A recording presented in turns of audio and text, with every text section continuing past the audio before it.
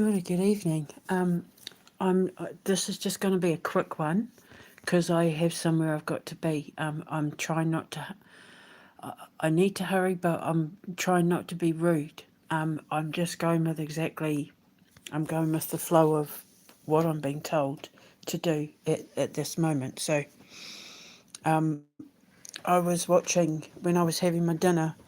The case of Keeslyn Roberts, the disappearance of Keeslyn Roberts in 2020, and simultaneously Caleb Smith. And I listened intently. All the information, the video I was watching, and everything is in the description box below. So basically, what happened was Georgia. In Georgia, these two kids went missing under almost identical circumstances, but Caleb's body was found, and Keeslyn's body wasn't. Now, basically, I'm just going to give you a brief rundown on the situation. She took a friend to work who worked at Denny's and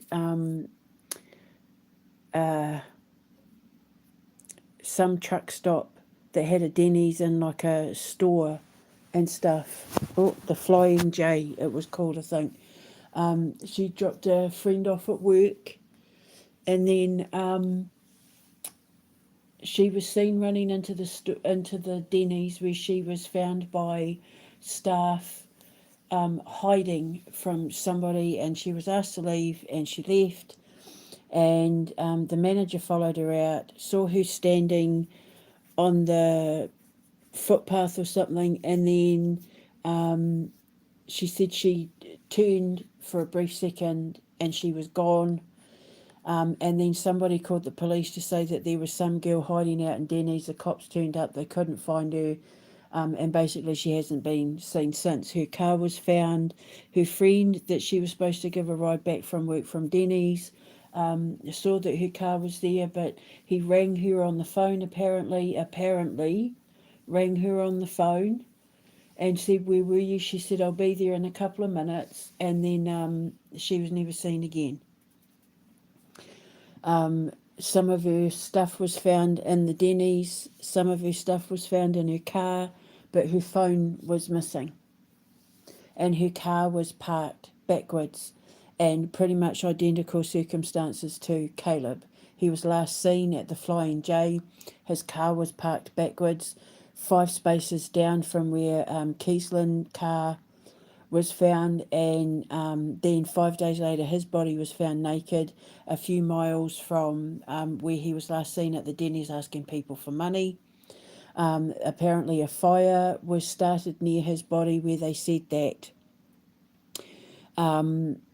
it looked like it was started on purpose, possibly to burn his body. So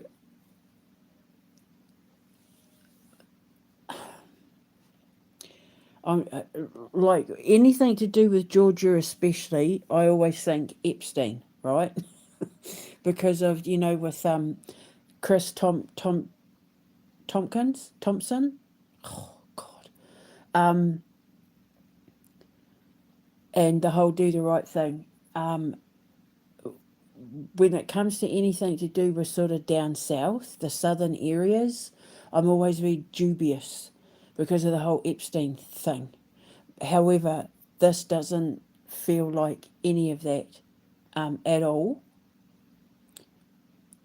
And I've got to say that it feels very similar to the Brandon Swanson case to do with drug trafficking, because I truly believe that what he ran into was some sort of drug trade thing going off between possibly involving the police. Now, the reason why I say this is that I've been doing enough investigations over the course of 50 odd years to know that, or nearly 50 years. I didn't start when I was 3, but I was like 6, 7-ish when I started looking into like Jack the Ripper and that with my dad.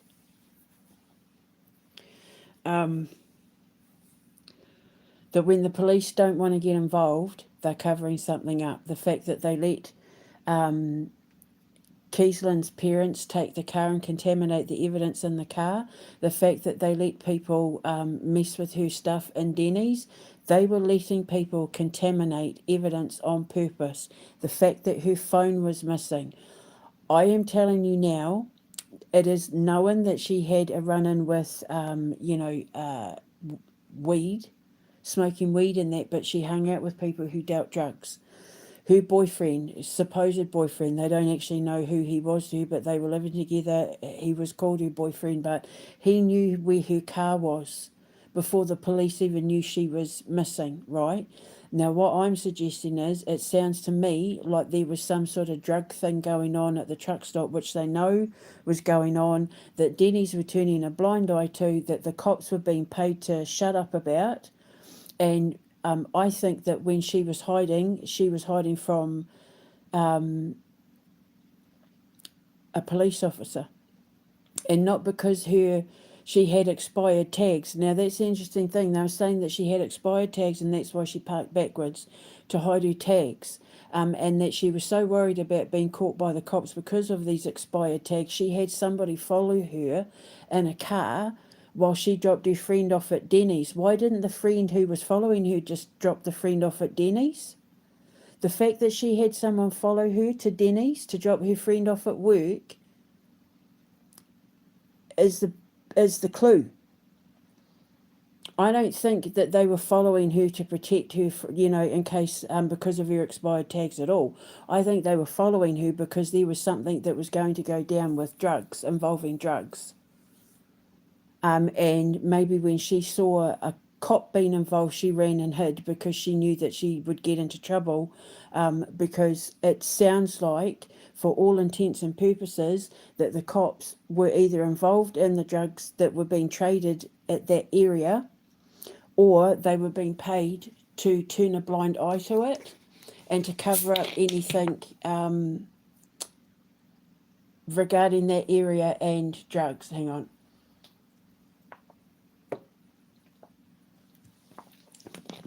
Excuse me. Now, the other thing is, Caleb's body was found naked. If they were going to set his body on fire to burn his body, they would have left him in his clothes, because he would have been more flammable dressed in his clothes than he would be naked. The fact they removed his clothes says there was something on his clothing that they needed to cover up, and he was found with methamphetamine in his body. So he may have had drugs on his body. He may have been like a drug mule. He may have had drugs on his body, and they took his clothes and burnt his clothes and did whatever with his clothes to cover up the fact that he may have had drugs on his body, strapped to his body or whatever, as a drug mule.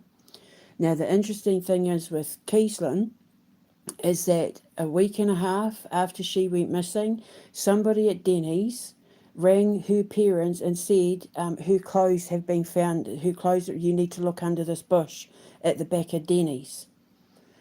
And people swore black and blue that they checked that area 1,000 times and never found any clothes there. And the fact that her clothes looked untouched, as in by the weather, for something that had supposed to have been there for like nearly 2 weeks, it was under a fir tree as well. There was no, the clothing looked clean, like, it hadn't been affected by the weather. And also Caleb's feet were clean. Even though he was found naked, his feet were clean, which means that, because they said, he got high on the drugs and walked off, and was found 5.5 miles later, but his feet were spotless. Not like someone who'd walked 5.5 miles in bare feet. And he lived in the same neighbourhood as Keeslyn.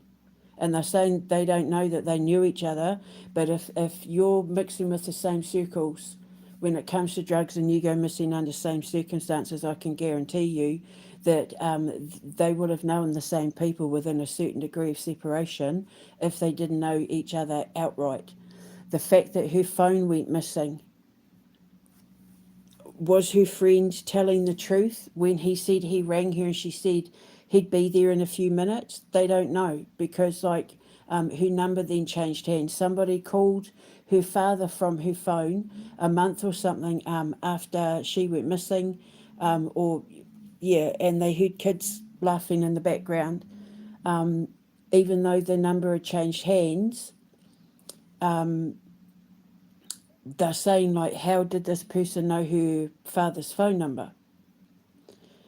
So the fact that everything was found and the cops let everyone contaminate the crime scene, the car, the clothes, and that and the phone went missing would suggest that people at Denny's knew exactly what happened to her, were involved in what happened to her, and covered it up. No, there were no cameras. The manager said, "Oh, I followed her outside and I saw her standing there, and then I just turned for a minute and she was gone." Nobody has interviewed the staff. Nobody at Denny's has come forward and said anything. The cops haven't even bothered, which says the cops were involved. The cops know exactly what happened. Now, the interesting thing is, when her clothes were found under that tree, they were neatly folded. And if you know anything about crime psychology, when a victim's clothes are found neatly folded, near the body, near where they went missing, near wherever, if the clothes were neatly folded, it's somebody who, whoever did it, whoever placed them, whoever folded the clothes, is somebody known to the victim because they're showing a sense of empathy and compassion, which means that if a complete stranger wouldn't care, they'd completely just, like, discard the clothing and not care. They don't know you, they don't give a shit. But when you know the person, when you have some sort of emotional connection to them, you tend to do things like you'll cover the face, you'll cover the body if they're naked, to show for modesty, and it's also for guilt. When they harbour guilt, when they have like a connection to the victim, they take more care in how the body is presented, how the body is found, or how evidence is found. The fact that the clothes were found folded neatly under the tree, it's somebody put it there who was showing empathy towards the victim, towards Keeslyn, which means that they knew her. And that they may not have been someone directly involved in what happened to her, but they were somebody who was involved and knew what happened, and maybe were hoping that by placing her clothes under the tree and that it would help in some way. But then what happened was the police said, no, we don't need to check it for DNA because we have no reason to believe she's gone missing. But they investigated Caleb's death, but not hers.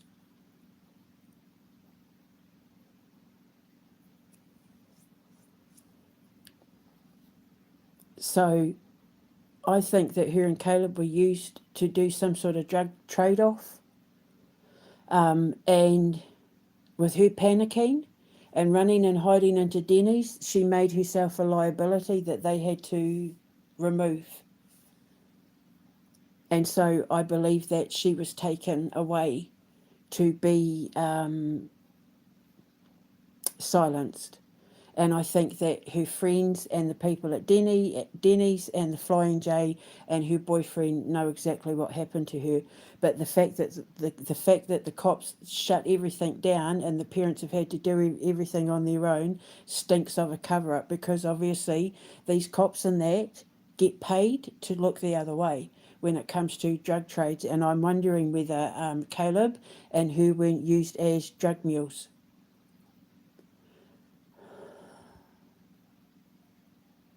And they purposefully let evidence get contaminated because of the fact that if they found evidence, it would directly tie them to all the people that I've said. The cops said, we don't need to look at her car, you can take it. Oh, no, we don't need to look at her clothes, you can take it. That's unheard of. That's not police doing their job, that's police covering up a crime.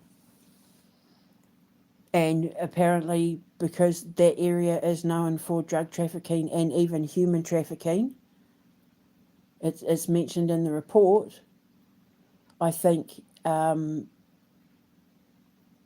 she maybe was there to do some sort of trade-off or Passover or something like that. Same with Caleb. And yeah, then they had to be removed. They were liabilities.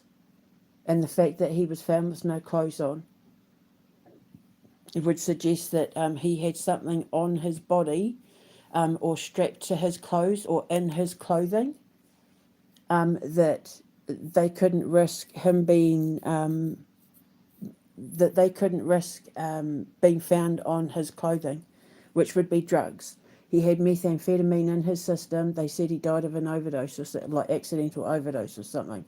But he was seen asking for money around the Denny's, apparently. But I don't think you can trust anything anyone says at Denny's about what happened to either of them, because it's fairly obvious that either the staff there get involved in illegal activity to do with the truck drivers and that keep coming through, and the cops are paid to turn a blind eye and cover up evidence, or they're directly involved in, like they maybe store stuff in their building or something. But the people at Denny's were 100% involved. They knew they were involved, either up close and personal or not. But why would she have someone follow her to drop her friend off? Why couldn't they drop the friend off? That was the thing that stood out to me more than anything. On the fact that Caleb was found clean but naked, and her clothes were found neatly folded under the bush.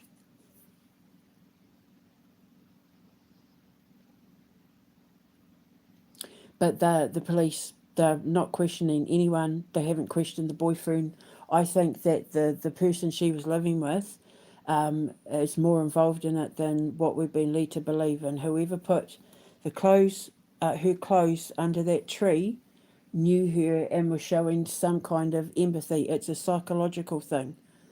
When a death or a murder is involved, where the person is known to them, they will show signs of empathy or guilt by covering up the body to, cover up the modesty, cover up the face so that they don't have to look at what they've done because they feel guilty, folding the clothes to give them some sense of dignity.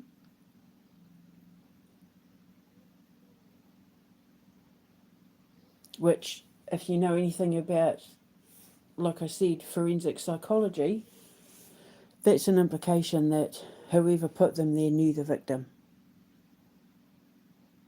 So I'm just putting it out there.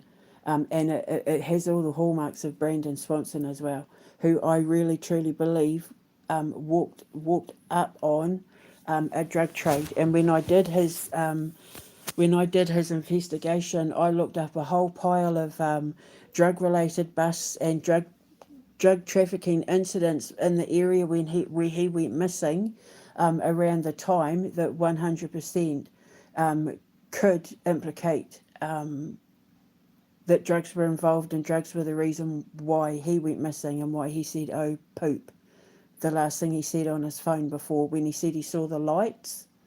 And then he goes, "Oh, bloop."